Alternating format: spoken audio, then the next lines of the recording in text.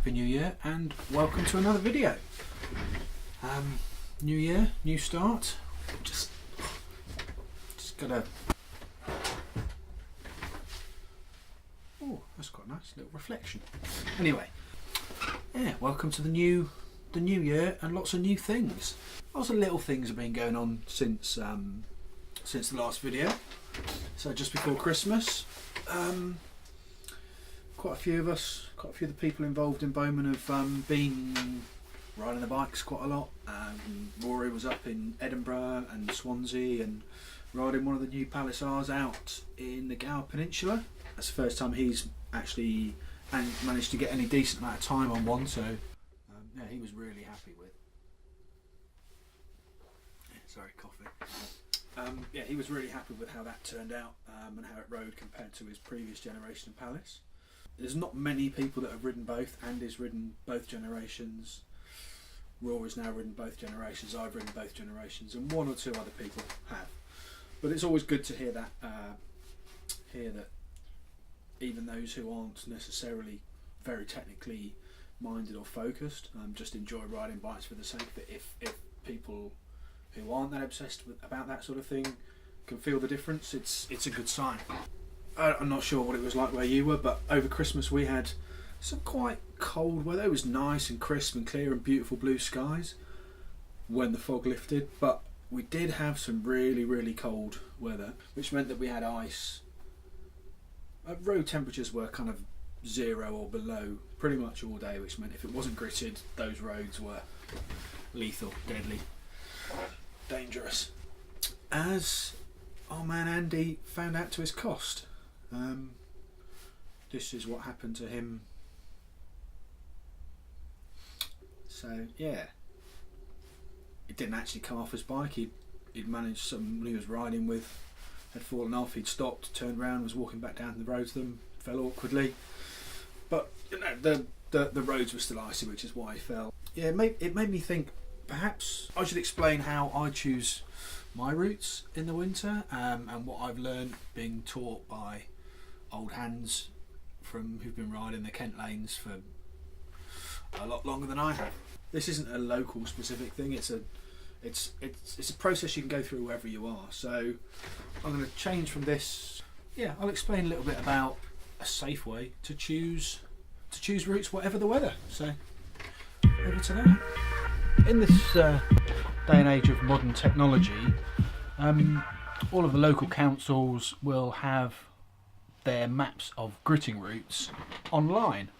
So this is the Kent County Council's website, the gritting routes. What we will do is often we will ride and we'll go out on some little lanes. These are all the same little lanes that we go in the summer. But in the winter, some of them are also gritted. But as you can see, you get a much better idea about which roads are actually available to you. We would ride a lot around Kemsing and Rootham and this whole Nats Valley area here in the summer, but in the winter, if it's frosty out at all, you can't touch those roads if you want to stay safe. But there's a lot of routes. When you turn on the gritting map, you can see there's actually a lot of these back lanes that are gritted. You may find that where you ride is the borderline of a couple of councils. So we're on Kent's council here, and when you get to the edge of this, you can see that the Kent council border, these just stop. So this road, it's unlikely around Crocken Hill that it's unlikely this road just isn't gritted anymore, and it will be in another council. So I will always check Bromley Council.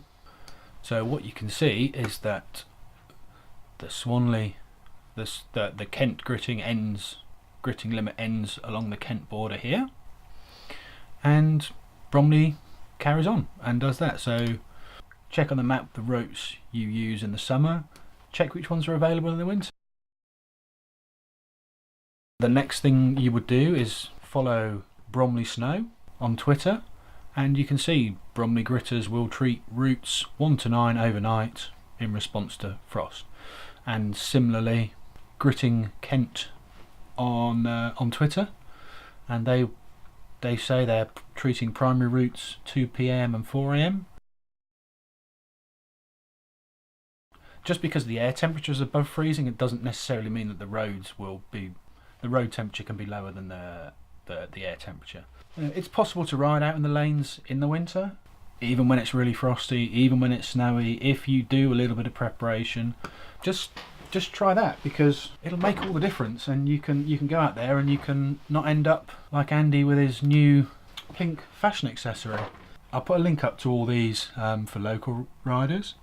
The Kent County Council website, the Bromley website, Gritting Kent, Bromley Snow, and just Google your county's gritting services, and there's a lot of information out there. Just do a little bit of digging and save yourself from a winter of turbo. Hopefully that'll help you keep accident free in the frost this winter. It's worth doing the research, so check all that stuff out. And yeah, while we're kind of doing a bit of a recap of what's happened, the next week is quite a big week. Yeah, the next week is quite a big week for us, because the Layham's stock is actually landing the boat docks on the 30th. Boat docks on the 30th of December. New Year's Eve closed customs clearance. We should have that on Thursday or Friday of this week. So by the 6th we'll have a stock of Layham's in our warehouse, ready to go, which is great. We've a couple of orders coming this week. So another one in Kent, and one in Munich. So we've got Munich, a couple in the States, Thailand, a couple locally. Really looking forward to seeing some pictures of those out in a huge variety of places. And the other thing that's happening this week is the full production batch of Palace R frame sets will be being finished painting. This week we've sent out the email to all of our pre-order customers to let them know that their bikes will be shipping out to them, and they'll have them before the end. The ones leaving Taiwan directly, probably by Wednesday or Thursday next week. The ones in the UK, depending on customs, we're going to try and get them out on Thursday next week for Friday delivery. If not, it will be Monday of the following week, 16th of January.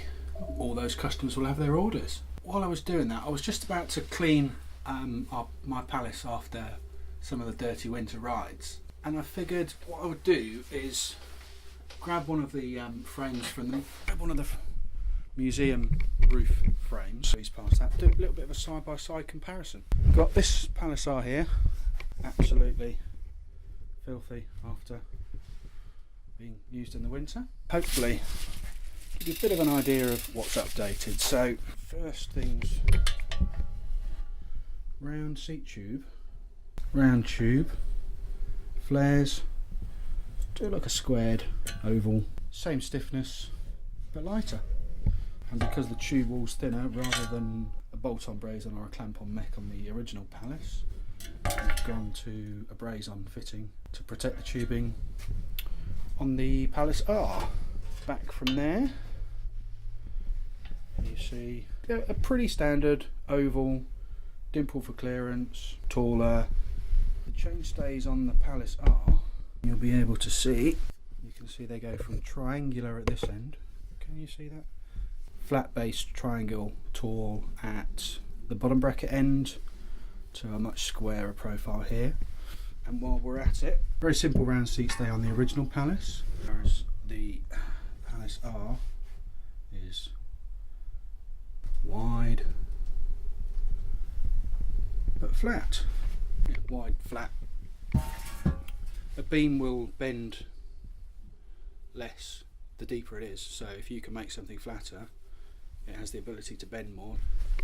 This way is deep, so it can't bend sideways, so it's quite stiff, quite resistant to pedal loads, whereas it's quite thin this way, so it can bend that way.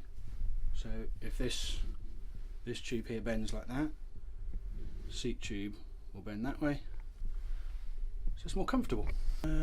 What else? We had a tapered head tube on the original, 1.1 inch at the top, 1.5 at the base, so you can get a stiffer crown, a bit more steering accuracy. The new Palace R has a lot more shape to it. It's a forged head tube rather than a simple machined head tube, so you can get thinner walls, more shape, lighter, same stiffness, which is generally a theme. Maintain the handling and the ride characteristics whilst reducing weight a little bit. What you may have noticed as we skip past is the removable cable guides. Fan of external cables here at Bowman, because it means that people who do their own mechanics can fix the bikes easily and keep them well maintained. Original external cable guide. New Palace external cable guides, but removable, and there'll be a capping plate if you want to use Di2. The original Palace wasn't Di2 compatible, but the new one is, but it maintains the external cable routing, which big fan of personally.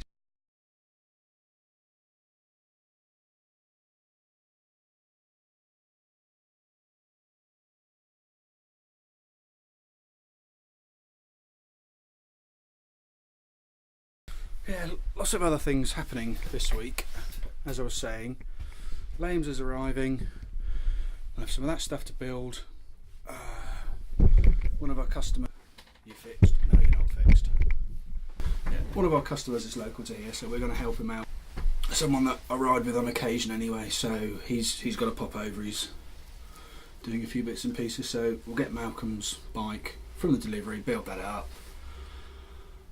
Get the one out to Germany, get the one out to there. A whole load of UPS paperwork and importing things for the huge batch of pre-orders to do.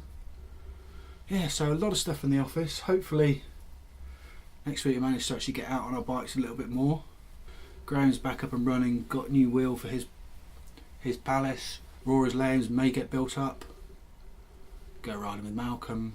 Yeah, lots of that stuff to do. So yeah, bit of a catch up this week, bit of a comparison, and we've got the Lames to look forward to next week. So yeah, onwards and upwards. So happy New Year, keep riding, and we'll see you next time. Cheers.